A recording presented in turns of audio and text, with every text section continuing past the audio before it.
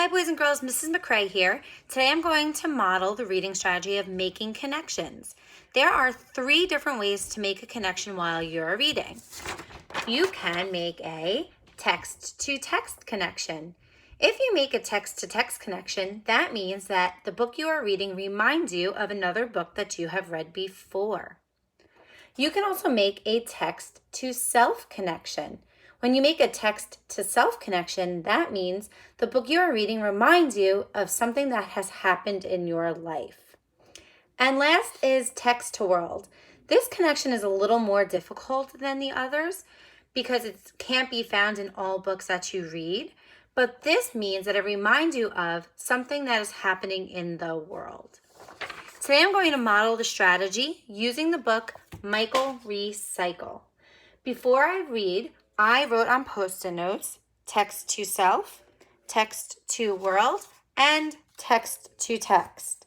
I stuck it on the cover of my book because I'm going to use these 3 sticky notes while I'm reading to put on the pages that make me think of a connection I might have with the story. If you are reading a book online instead of reading an actual book, you may also use Post-it notes to remind you where to go back. But instead of sticking it on the actual page, you can write the page number that you found a text-to-text connection, a text-to-self connection, or a text-to-world connection. That way, when you're finished reading, you can go back to that page, and then you can write down what your connection was, and it doesn't interrupt your reading. I'm going to read Michael Recycle.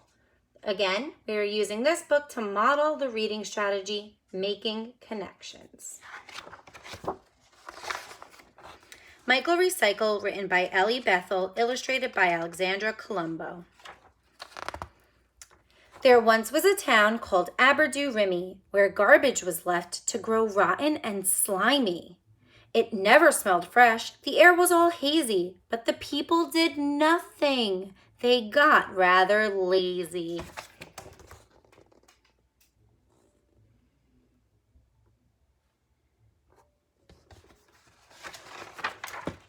And then something happened that none could explain. It wasn't a bird, and it wasn't a plane.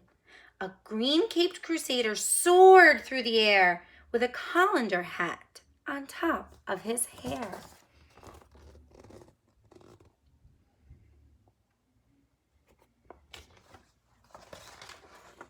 He bounced off the earth with a thump and a bump and then landed headfirst in the town garbage dump. He brushed off his suit as he jumped to his feet and grinned at the townsfolk he'd come to meet. I'm Michael Recycle and I have a plan, but I need your help, everyone to a man. The sky and the river are smelly and brown. Soon 50-foot bugs will take over your town. Boys and girls, I'm thinking of a text-to-text connection.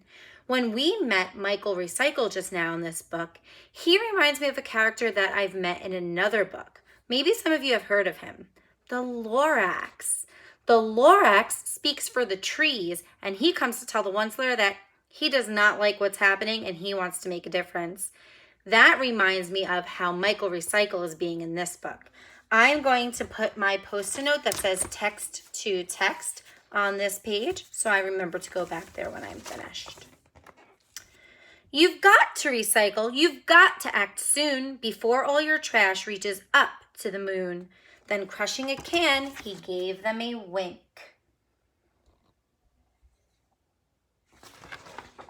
And vanished from sight before they could blink. Miss Mooncotch exclaimed to her friend, Mr. Crew, "Did you happen to hear what that boy said to do?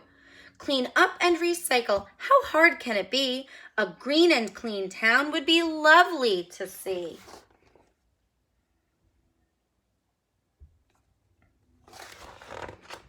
They recycled their paper, their plastic and cans, and even old junk like used pots and pans. They also began the Be Greener campaign. They grew their own kumquats and saved up the rain.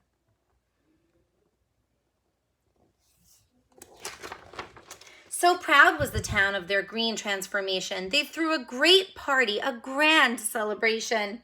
They covered the town in green toilet paper, then rolled it back up to use again later.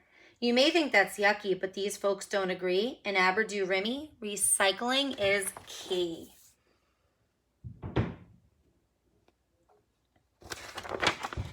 When Michael came back to visit the town, he didn't despair, get angry, or frown. For everything looked so clean and brand new. The sky and the river were again a bright blue.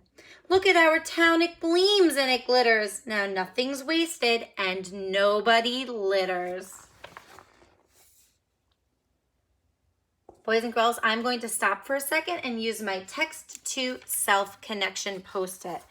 This reminds me of something that happened in my own life. When I used to teach first grade, every year during the month of April, we would come up with ways to help make our planet a better and cleaner place. And one of the things that we would focus on was recycling.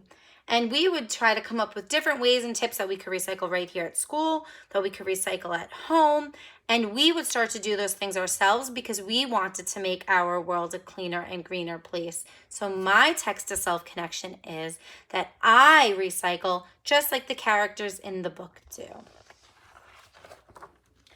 To Michael Recycle, the green-caped crusader, our super green hero, the planet's new savior.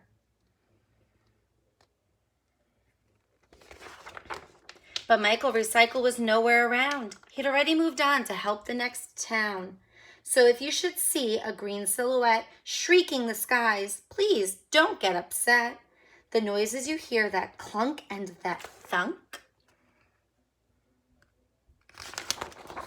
it's just our friend Michael recycling old junk. Boys and girls, after reading this story, I can also make a text to world connection. So I'm just going to get my little Post-it note right here, and I'm going to stick it right onto the front because this entire story reminds me of something in the world. It reminds me that we can all do our part to make the world a greener and cleaner place by recycling. You can start that right at home while you're there right now. And when we get back to school, we can all recycle together. So this book was a great example of all three different ways that you can make connections as a reader. I can go back to my first Post-it note that reminds me of my text to text connection.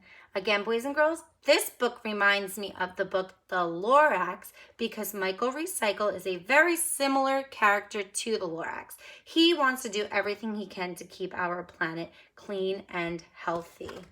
I can go back to my Post-it that has text to self written on it. And this reminds me of something that happened in my own life because I used to teach lessons with my first grade students about how to keep our earth cleaner and greener. And we would practice good recycling habits at home and at school. And finally, my text to world connection. This book reminds me of ways that we can make our entire planet a healthier and cleaner and greener place to live. What's even so great about this book, boys and girls, at the very, very end, it includes Go Green tips. So it includes ways that we can help our world be a better place. Boys and girls, I hope that this anchor chart will help you to remember while you are reading the three different types of connections that we can make as a reader. All three of these connections will help us better understand the story that we are reading. If you have any questions or if you would like to go over a story that you've read with me and maybe look for some connections, I'm available at any time. We could set up a Google Meet. We could chat in the classroom. So I hope that the next story you read, you try to make some connections. Happy reading.